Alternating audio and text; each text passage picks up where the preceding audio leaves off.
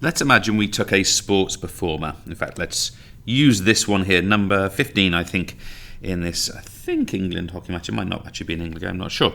And let's imagine we take a little biopsy. Hang on a second. Let's imagine we take a little biopsy of this performer's hamstring, let's say specifically from their bicep femoris muscle, for example. We take a little biopsy, and then we have a look under the microscope. Biopsy is like a little cut, or you take a piece of the tissue. And then we have a look underneath the microscope, and it looks a bit like this. Okay, we've got some, as I'm sure you'll agree with me, we've got an example here of some... we got an example here. Let me just bear with me a second, just realize my layers are not quite right. We've got an example here of muscle tissue. All right, we've got an example here of muscle tissue. Okay, now, a couple of things before we get into different types of tissue. I just want you to be aware that muscle tissue is divided into units, okay? We actually call them motor units. It also includes the neuron, but I'll come back to that in other lessons. And each unit has a set of characteristics. So let's just kind of imagine for a second that we have managed to extract one of these units. The point I would make to you about one of these units is that the characteristics are the same. Okay, so within this sort of bit of muscle tissue here, a collection of cells, the characteristics of each of the cells within the unit would be the same.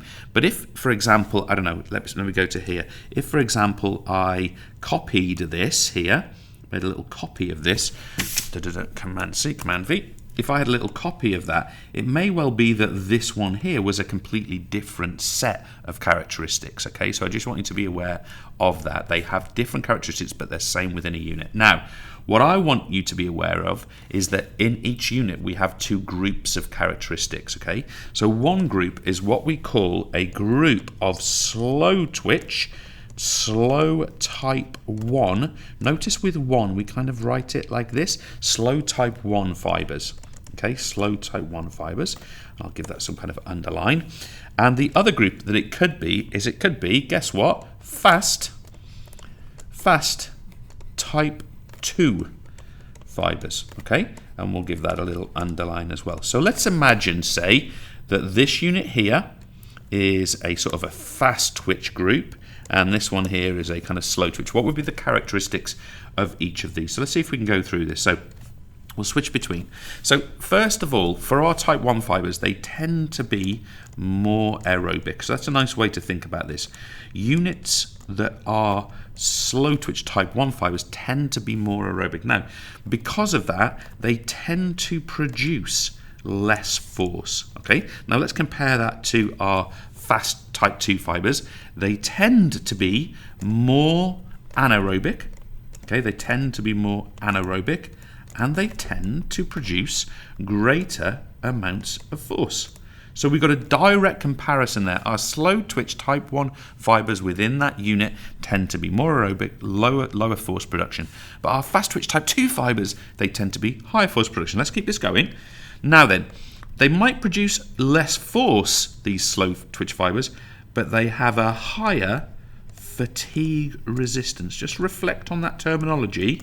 Fatigue resistance. They get tired less.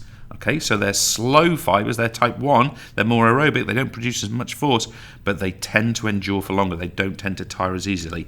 Whereas our type 2 fibers, they have a low down arrow fatigue resistance, okay? So they can sort of whack out a bit of force, that's fine, they can be powerful, but they get tired, they fatigue quickly, okay? So a nice comparison there. Now a couple of structural characteristics. Our slow twitch fibers tend to, in fact, let me even write it in this way, they tend to be red. Okay, now reflect on why that would be. If they are aerobic, they need a large blood supply for the delivery of oxygen, oxygen being one of the reactants of aerobic respiration. So therefore, they tend to be red. Whereas our fast type 2 fibers, they tend to be something between. I'm going to choose like, let me see if I can get my color back right. They tend to be kind of white. And you're wondering why I've not written white or pink. Why? Because they have less blood supply to them. I mean, if you want to think about it on a very simplistic level, you could think about the sort of meat in a chicken breast compared to this meat being muscle, of course, remember, compared to sort of like the red meat of, I don't know, the sirloin of a cow or something like that. Okay, so those are nice things to consider. we've also got the fact that type 1 fibres, they tend to be small, and there's good reason for this. They tend to be small because they've got less stuff in it. Okay, so it's stuffed less full of things because it's not producing as much force, for example. Whereas our units and also the individual fibres of our type 2 fibres, they tend to be large, or at least larger. Okay, so it's a nice way to think about it. Now this last point, and I'm going to kind of lean on your biology knowledge here a little bit, but over with our type 1 fibres, they tend to have lots and also large. In fact, let me do it that way. They have lots and large mitochondria. Now again, mitochondria, I am confident that you are studying in your biology studies, the site of all aerobic respiration, of course, whereas our type 2 fibres, they tend to have few and smaller mitochondria. Now the reason for that, I hope, is really obvious to you. Okay, now this is really important before we finish.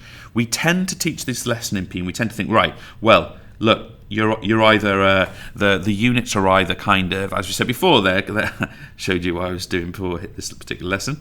They tend to be this group and they're all type 1, or this group and they're all type 2.